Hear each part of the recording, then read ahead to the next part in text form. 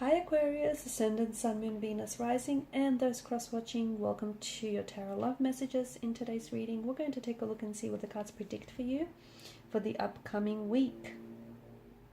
It is going to be a general reading, guys, so please keep that in mind. If you're after personal tarot reading with myself, please feel free to reach out and inquire. I will list my email address below the video. Okay, guys, let's go ahead and see what messages are coming in for you.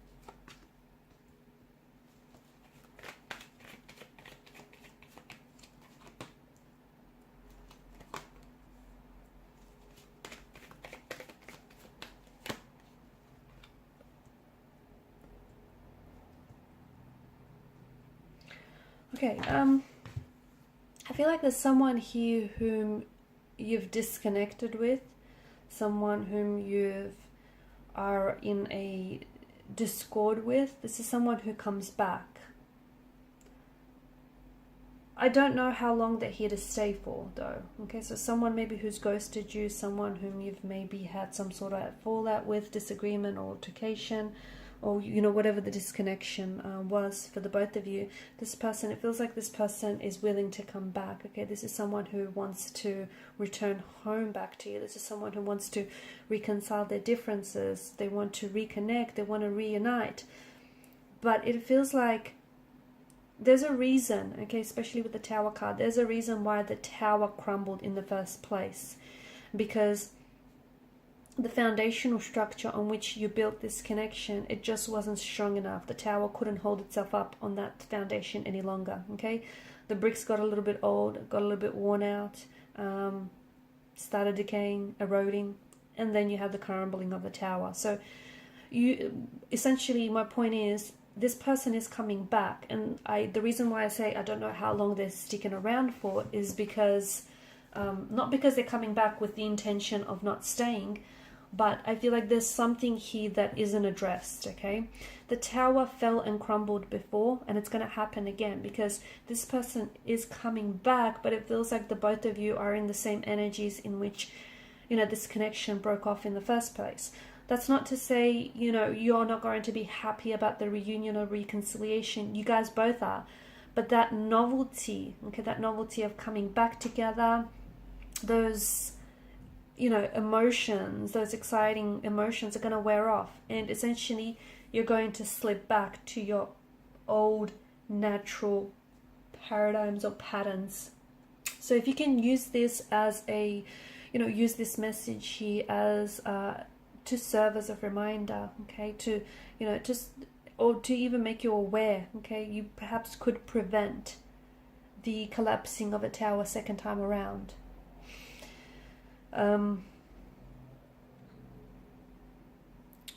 Because there is something here that I feel like, and look, again, I feel like the Tower is a blessing in disguise, because the fact that it fell apart and collapsed on you in the first place, it didn't do that just to give you a hard time, now did it?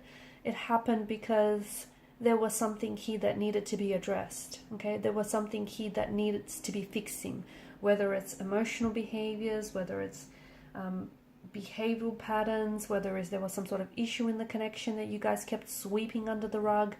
The Tower essentially, it crumbles and it brings into the light some of the shadow and darker aspects of the relationship or the connection. And it's your opportunity to look at that closely and go, okay, this needs fixing. Okay, you have this Tower, it's collapsed, it's an opportune time to renovate, okay? So really, you can look at it in a very positive way, which is you can build a new foundational structure, one that is going to be strong and healthy and sturdy.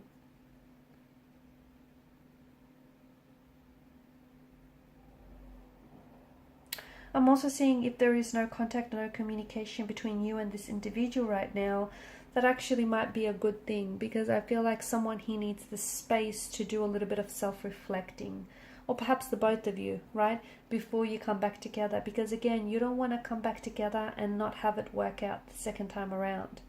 You really want to make sure, you know, you guys do it right this time. Otherwise, it's just going to go around in circles. So this hermit mode, this hermit energy that we're seeing for you is a good thing, because someone here needs the time, the space, the mental space to think things over, okay, to do some self-reflecting, to think how they acted, the role they played in the relationship, what contributed to this Tower moment, okay, you and this person alike as well. So just don't mistake their silence for a lack of interest, because I feel like that's what some of you are doing, okay? Just because this person isn't communicating, or just because this person wants his or her time, it doesn't mean they've stopped loving you, or their feelings for you have dissolved, or they've lost interest.